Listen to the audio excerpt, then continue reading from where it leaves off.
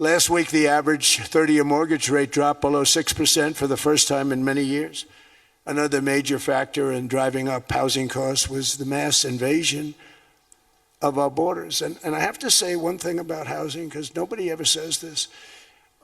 I am very protective of people that already own a house, of which we have millions and millions and millions. And because we have had such a good run, the house values have gone up tremendously. And these people have become wealthy. They weren't wealthy, they become wealthy because of their house. And every time you make it more and more and more affordable for somebody to buy a house cheaply, you're actually hurting the value of those houses, obviously, because the one thing works in tandem with the other.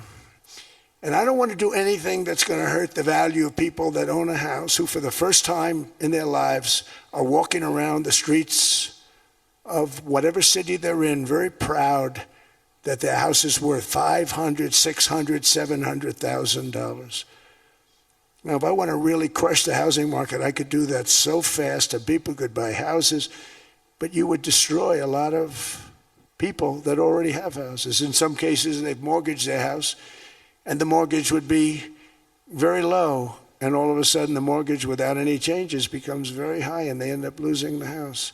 I'm not going to hurt, and I speak with Scott, who's doing a fantastic job, and Howard, who's doing a fantastic job, and all of my people.